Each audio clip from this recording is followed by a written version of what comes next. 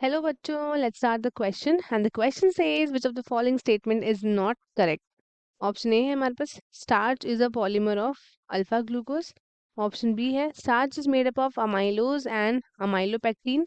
Option C है हमारे पास amylose is a linear structure consisting of several glucose residue which is joined by 1,4 glycosidic linkage. And option D हमारे पास है amylopectin is a straight chain with several glucose residues joined by 1,4 glycosidic linkage. So let's start with our key concept.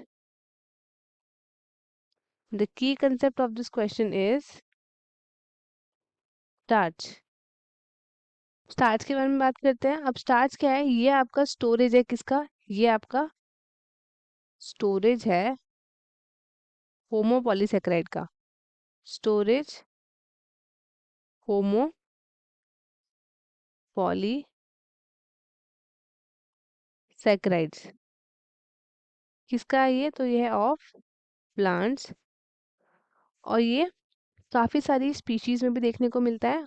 Of you can say potato tubers, corn seeds हो गया और काफ़ी सारे serials जैसे कि राइस, व्हीट, इन सब में. And fruits में भी स्पेशली बनाना, मैंगो, इन सब में आपका क्या पाया जाता है? स्टार्च पाया जाता है. और स्टार्च जो है केमिकली अगर हम देखें तो स्टार्च आपका फॉर्म्ड होता है 2 ग्लूकोज पॉलीमर से. 2 ग्लूकोज पॉलीमर से. एंड वो कौन कौन से हैं? तो सबसे पहला है हमारे पास alpha amylose. Alpha amylose and दूसरा है हमारे पास अमाइलोपेक्टिन. इन दोनों से बना है अल्फा अमाइलोज एंड अमाइलोपेक्टिन. अब हम बात करते हैं about alpha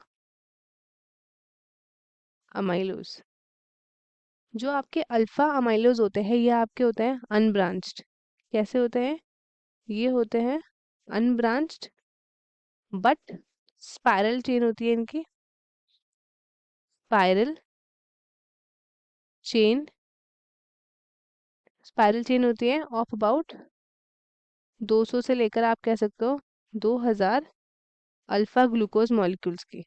alpha glucose molecules की जो कि इंटरलिंक्ड है बाय, ये इंटरलिंक्ड है आपके अल्फा 1,4 ग्लाइकोसिडिक बॉन्ड.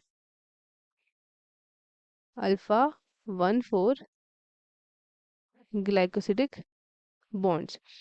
अब दूसरा है हमारे पास that is amylopectin. Amylopectin.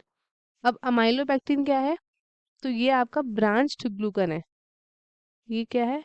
It is a branched glucan जिसमें आपके क्या होते हैं 2000 से लेकर 20,000 तक के क्या होते हैं अल्फा अल्फा ग्लूकोज मॉलिक्यूल्स होते हैं.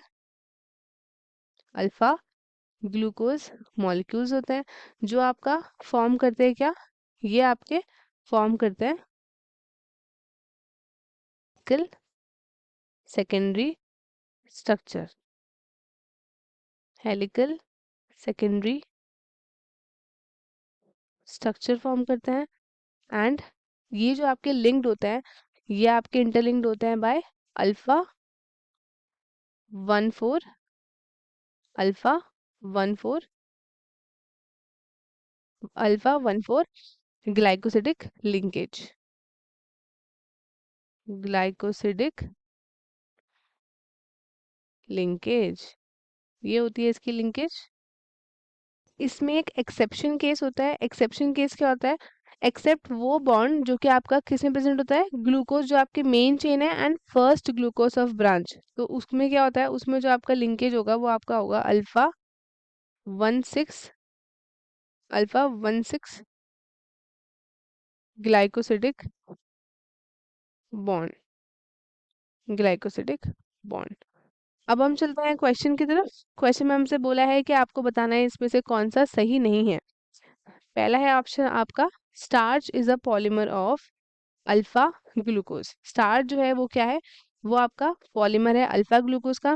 दूसरा है स्टार्च आपका मेडअप ऑफ है अमाइलोज एंड अमाइलोपेक्टिन, ये आपका सही है।